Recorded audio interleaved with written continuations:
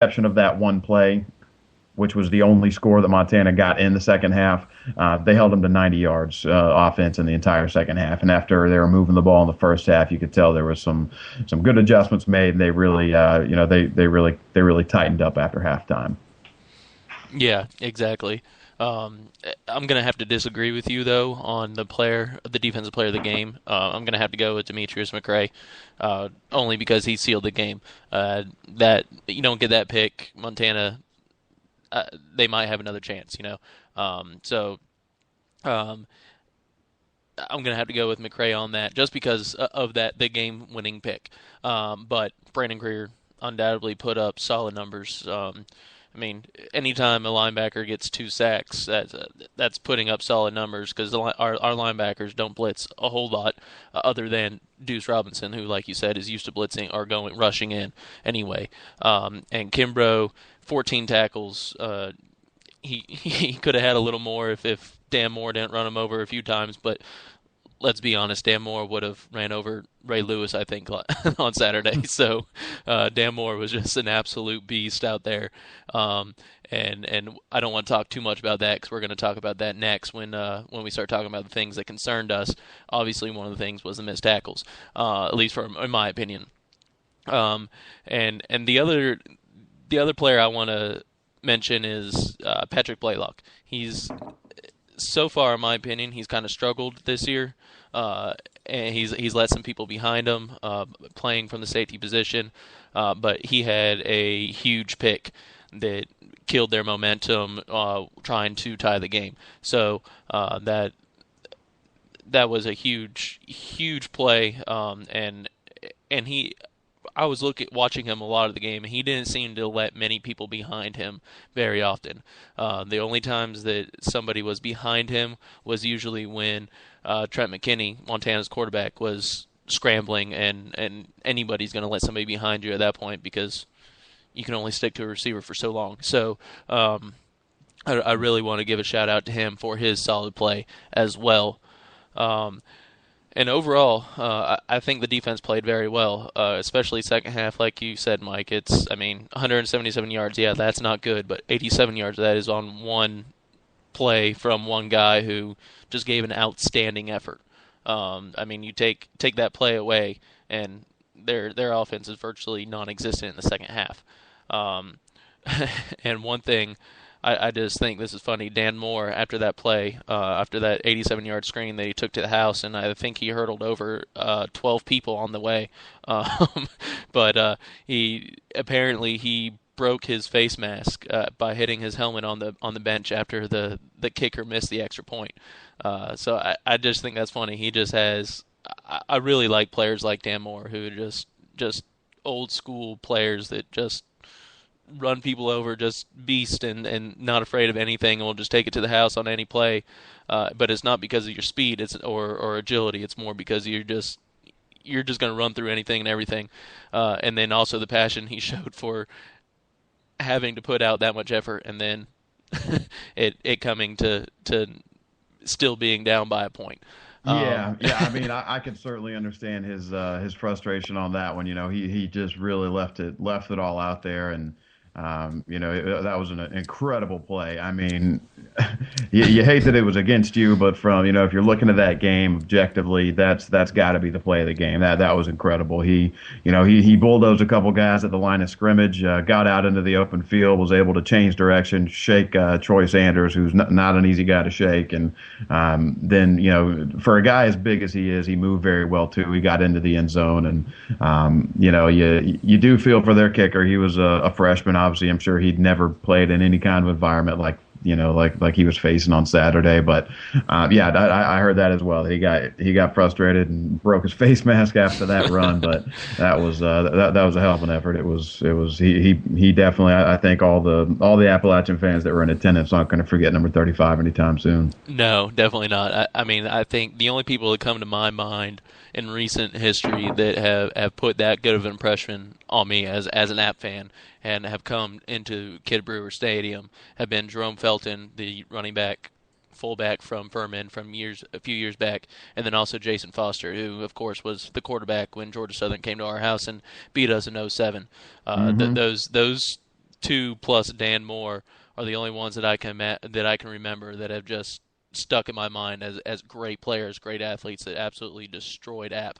Obviously, there's been a few away from the Rock, most notably, at least for me, probably because we just played Montana, is Chase Reynolds from Mm-hmm. Montana in '09 at their house. And I found it funny when Dan Moore was, for lack of better terms, was absolutely dominating us because in our podcast last week when we were talking to the fan from Montana, I mentioned that I hope their running backs don't give us nightmares like Chase Reynolds did in '09. Well, Dan Moore did. Luckily, they weren't very long-lasting nightmares because we ended up winning the game. But he was he was incredible to watch. He was a really fun player to watch, and I mean he's, by all intents and purposes, I plan on seeing that kid playing on Sundays. Uh, Likely as a fullback, not a running back, but still, I can see him being a Peyton Hillis type of player.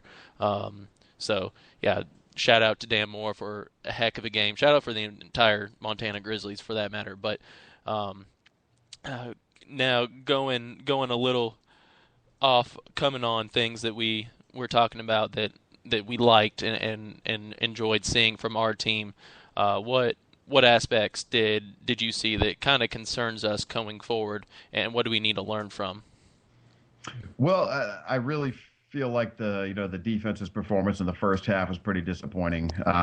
They gave up 137 yards on the ground, 169 yards through the air, and a lot of that came on big plays. Dan Moore had a couple of big runs in the first half, but not even just that. They gave up a huge, I believe, a 62-yard pass on the first drive of the game that got them down inside the 10, and that set them up for an early 7-0 lead, which, fortunately we were able to obviously come back and win the game. But you never like to get down early and let your teams, let your opposition score on the first possession. And they did that. They marched right down the field. And honestly, had it not been for, a couple of big turnovers, an interception by Demetrius McCray and the forced fumble by Henry Barnes on the kickoff that, led to 14 quick points, we might not have even been tied at halftime, because as soon as we jumped on them and got that 21-7 lead, we really gave it right back to them, Yep. and let them come back from a 21-7 deficit, come back, tie the game.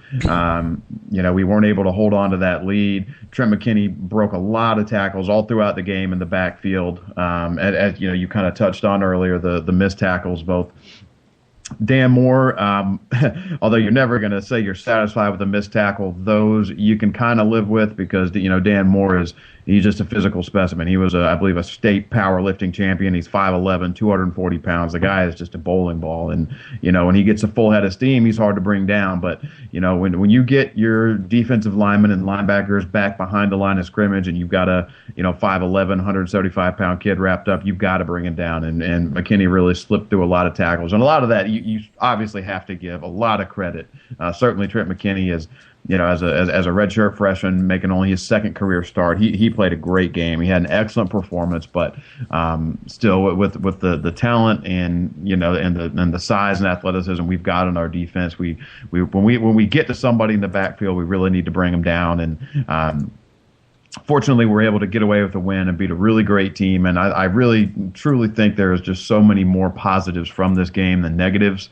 That is one thing that I'm sure they're going to be watching that on film this week, and I'm sure the coaches are going to be harping on them. All those missed tackles in the backfield, and they led to some big plays. It seems like every time that I don't even remember how many times I thought we had Trent McKinney down for a sack or no gain, and he was able to slip free and either get a first down with his feet or roll out and make a big play in the passing game. And that's something where, going forward as we get into the conference season and these games really start to get more important every week, we've just got to make sure that, if you do everything right from an alignment standpoint and a scheme standpoint, and you sniff the play out and you get to them behind the field, you've got to execute and make that tackle, because when you do all that right and then you let them off the hook with a missed tackle, that's when bad things really start to happen, and that's when momentum really starts to shift.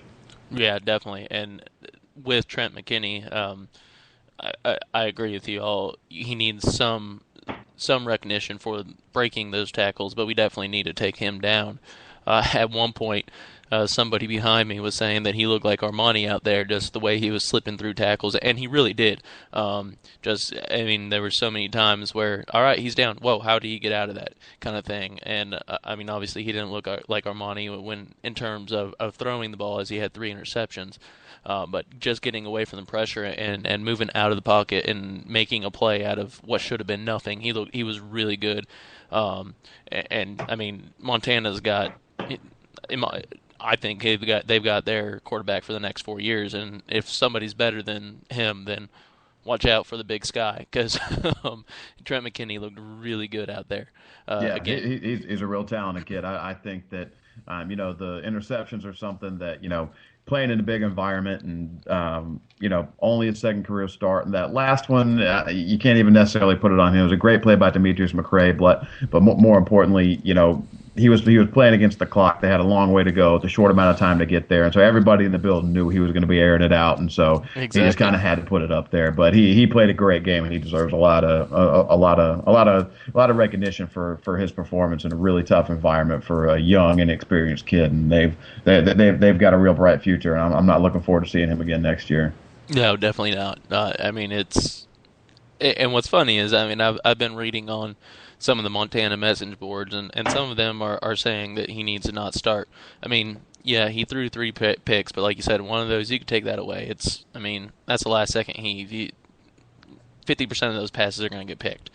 And then the pick that Blaylock had, he overthrew the receiver, but it was a good play by Blaylock. He had to make a diving catch to get it.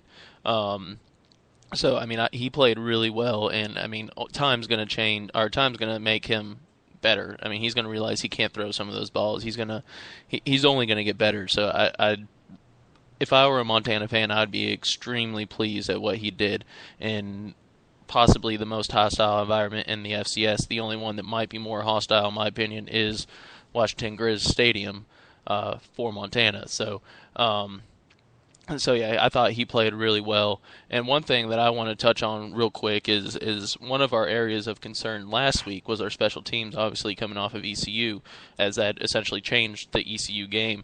And this week it was much better. Our kickoff, I believe 5 out of the 6 kickoffs went into the end zone for a touchback, and the one that didn't, you noted on it earlier, Henry Barnes had a huge hit, which was actually on SportsCenter Top 10 and caused a fumble. So I think a lot of the reason that they were touchbacks is because that kid was afraid to come out of the end zone after that hit. But they played a lot better. Punt coverage seemed to be a lot better. So that's a huge, to me, that area of concern seems to be better. It's not. I still don't think it's perfect by any means. I mean, I think again, a lot of the reason that our special teams did look so good is because of fear on Montana to take the ball out of the end zone. So I agree. That's actually we probably should have touched on that in the positives, because our special teams, it was night and day. Relative to the first week. You're right. Sam Martin kicked 6 kickoffs. 5 of them were touchbacks, and one of them I'm sure Montana wishes was a touchback, as he got absolutely leveled right when he came out around the 20-yard line. And Sam Martin, along with getting 5 touchbacks out of 6, and honestly, the kid probably shouldn't have taken that one out. It was 3 or 4 yards deep in the end zone. He kicked it into the end zone every time. Also had 8 punts. 4 of those went inside the 20. The biggest play I think he made of the game was on the very last possession. He pinned them deep, and they had to start from the 11-yard line on their final drive, which I thought was huge. If he'd shanked that one, or maybe even kicked it into the end zone and let him start at the 25, you could have been looking at a completely different end of that ball game. So, along with the coverage, Sam Martin looked great. We saw what we'd like to see out of our kicker, just kicking extra points. But Drew Stewart didn't make the mistake that Montana made. He made all his extra points, and so it was special teams was absolutely absolutely night and day. They only had one return on a punt, and it went for 3 yards. So, we had one punt return for 3 yards and one kick return that went out for 20 yards and ended up being a hit fumble. Whereas last week we had one kickoff that got returned and it went 90 yards to the house, and we had one punt that got returned and it was 44 yards inside the 15. So, Right. I mean, absolutely